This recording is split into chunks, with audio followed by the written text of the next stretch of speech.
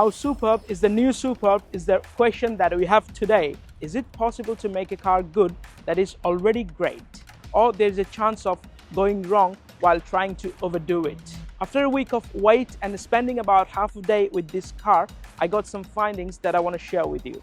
At the same time, I want to thank Skoda Brøndby for giving me the access to this brand new Skoda Superb from 2024. Hi guys, this is Raj and welcome to my channel Car Copenhagen. If you like car related content and car reviews, please subscribe for more. So without further ado, let's jump into the video.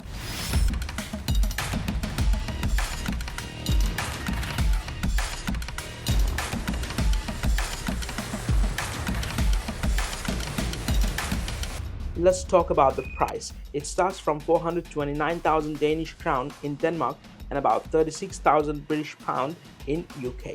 And today we have this 1.5 liter ETSI with 150 brake horsepower.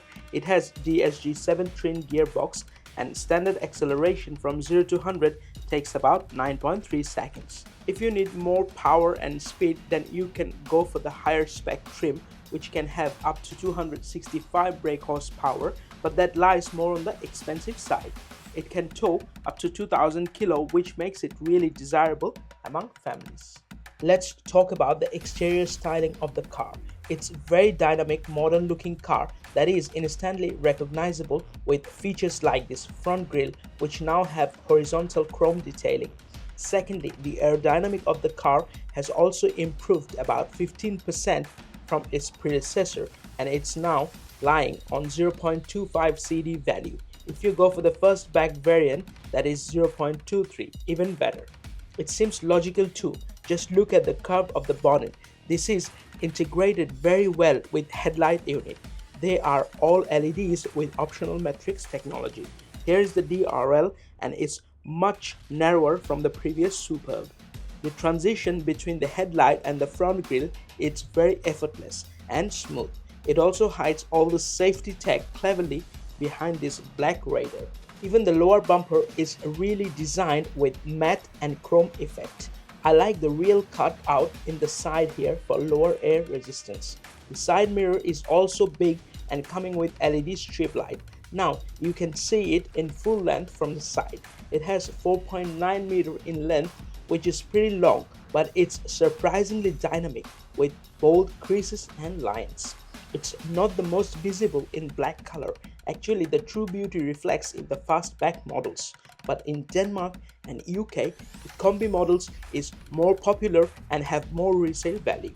Personally, I think otherwise, but the lower side profile is equally sharp and dynamic. Especially the wheel arches, they are big and can have up to 19-inch wheel, where this one lying here is about 17-inch. One thing is better in this Combi variant is the roof line with chrome detailing. The rear light is also got slimmer with more angular shape. I like this spoiler being really wide as it will keep the most important part of the window probably dry. If needed, then there is the rear windshield wiper too. In addition, the overall rear is also dynamic design with lots of creases and cuts. It helps greatly with aerodynamic and managing wind pressure from the back. Overall, it's a car that will surely make some impressions. Let's get into the front cabin and see what improvements we have. But first, let's do the door closing sound test. It's deep and satisfying. When it comes to door panel, it's full of soft touch materials. Also, they have incorporated brushed aluminum and silver door opener and a bit of fabric too. The door bin is big and have fabricated inside, and also a quick access to the boot opener. Here you have the option for your umbrella. These various seat controls and adjustment give you access to the perfect position so the best driving comfort can be achieved. Talking about the control, just look at the seats. Build quality, fabric and comfort is very good here. Not only the seats, the dash also has the similar color contrast with all high-end materials. Fabric with contrasting stitches, brushed aluminum with silver detailing, high gloss black plastic and spongy rubber texture is on the top. Altogether, it gives a premium and high-end vibe that will surely keep you interested for many days. As a whole, it's also very well proportioned and neat in nature, where clever design and practicality are equally focused on. The steering wheel is perfectly sized and very well built. All buttons have some nice feedback. I like that the way they still kept the Skoda logo in traditional manner. In addition, there are few stalks for gear selector, lights and for cruise control. This gear selector is identical to many Volkswagen's ID series. Besides being aesthetically sound, the cabin is also highly practical. For example, this hidden air vent and the smart dials with multifunction capabilities. Center console with nice cover, and inside there are two USB-C ports with wireless charging for your mobile. Then the parking brake and coin holders. The cup holders are decently sized. The armrest has fabricated cushiony texture with dual door openings. It home to lots of cool accessories. For example, the dust remover for the screen, a dedicated sunglass holder, and a flap to hold your important paperwork or extra phones. Also, a 12-volt outlet is also given for better connectivity. Finally, the glove box with soft opening and fabricated inside. Nice and plush indeed. Size-wise, it's medium. A vanity mirror is also here with LEDs. More bright LEDs are here with special SOS button. All in all, it's surely a premium cabin that will have a lasting impression. Now it's time to check the rear, if you're ever gonna be chauffeur driven. First of all, it has a wide opening, which is good if you have to install car seats for your young ones. Quality remained the same here with the same material and build quality. Thankfully, the door bin is also big here and fabricated too.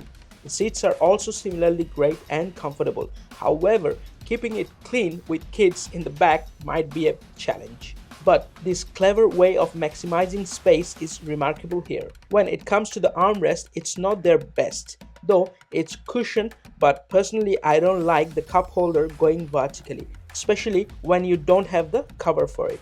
Then of course there is a through loading for carrying longer items. Otherwise, 2 ISO fixed point is also given for newborns. Inside the cabin, the space is plenty with lots of legroom and feet extension possibilities.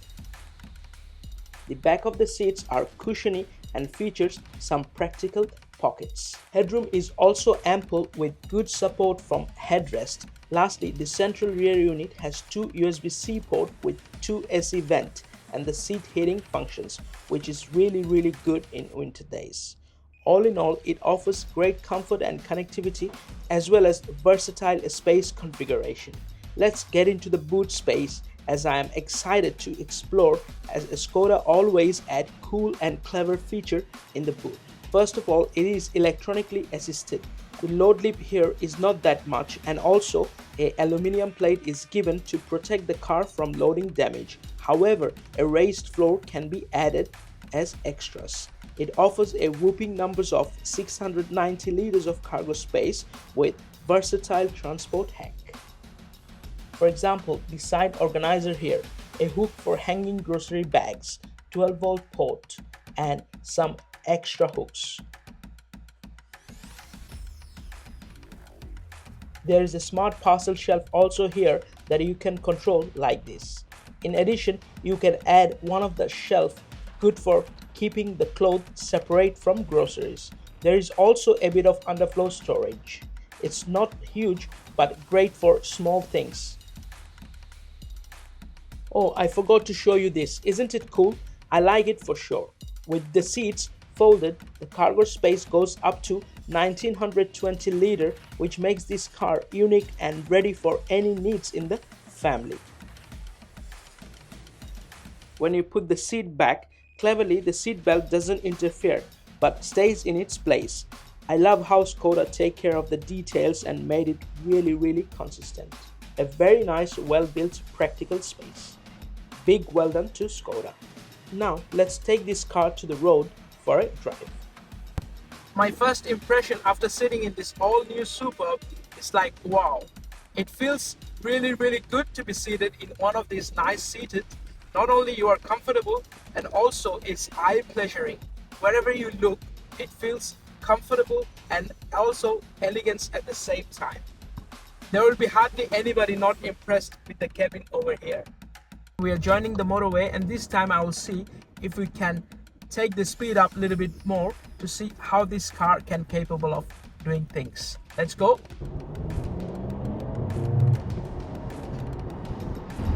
Yes. In the motorway, this car is very sufficient for cruising and quick overtake. But it's cruising so nicely, connected to the ground, you feel like you have the whole control over the driving. It's truly enhancing the experience.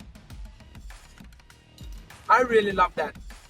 Seriously, it feels like to start the music up now and get lost in the driving experience rather than not talking to the camera over here. But anyway, let's get back to the job. Today I got access to this 1.5 liter petrol engine with mild hybrid technology. And this engine is capable of giving you a pack full of punch, not only in the city area, but also in the motorway. You feel powerful enough. And once you hit the optimum speed limit, it will give you the experience of real cruising. When it comes to handling this car in the motorway, the steering has become a little bit more stiffer, which means you get the sense of comfort that this car will not wobble a lot in the motorway. And sometimes you can rest your one hand like this while driving, and this car will just manage perfectly. When it comes to a sound insulation, Skoda has done a superb job.